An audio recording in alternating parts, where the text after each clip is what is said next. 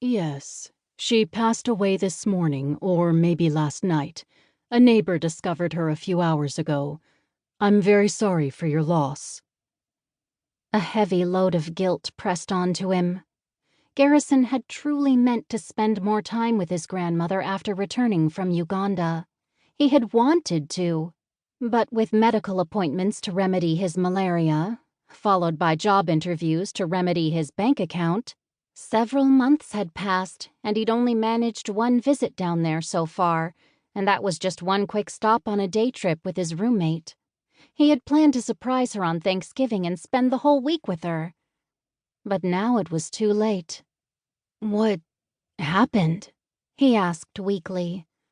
"I mean, I realized she was in her late 80s, but she seemed in good health. I just talked with her a few days ago." "I suspect it was her heart. Were you aware that she'd had some cardio problems?" "No, she never mentioned it."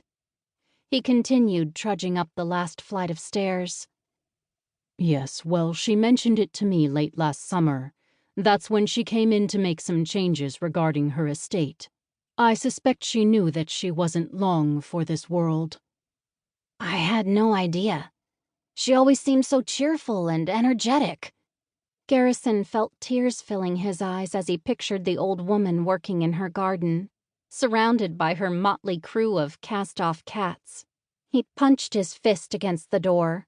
Malaria or no malaria, why hadn't he spent more time with her right after he'd gotten home from Uganda? "I'm sorry for your loss, Garrison. As I'm sure you must know, Mrs. Brown has designated you as her only heir."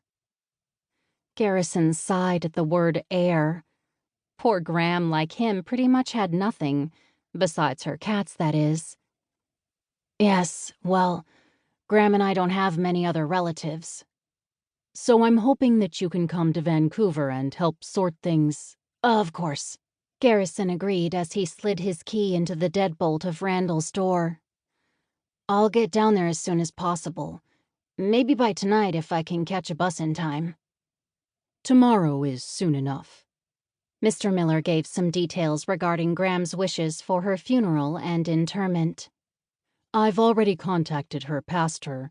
The service can be held next Monday at 11, if you agree, but I'm sure there are some other details you'll want to attend to."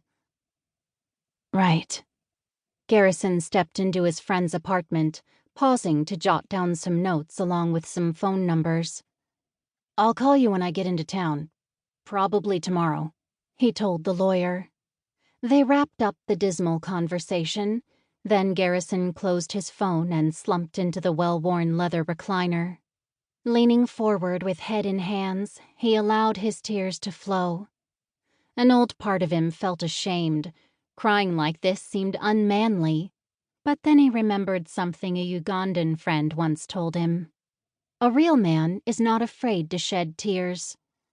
Besides, he reminded himself as he loudly blew his nose, this was Graham he was grieving. Graham had been his rock after his parents were killed in a car wreck 22 years ago. She'd been recently widowed, but the older woman had shown real backbone by insisting on taking her bitter adolescent grandson into her home.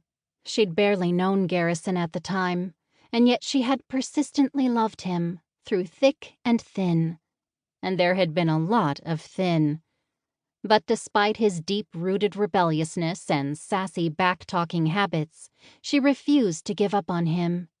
She even forgave him when he nearly torched the nearby grade school. Her grace and diligence had eventually won him over, both to her and her faith. Without Graham, he knew he would have gone down, or up, in flames. And now she was gone, and he couldn't even say goodbye.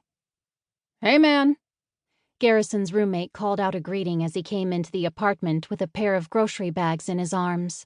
"How'd the interview—" Randall's brow creased as he set a bag on the counter.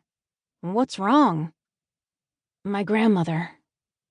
Garrison sniffed and stood, squaring his shoulders, trying to act strong, manly.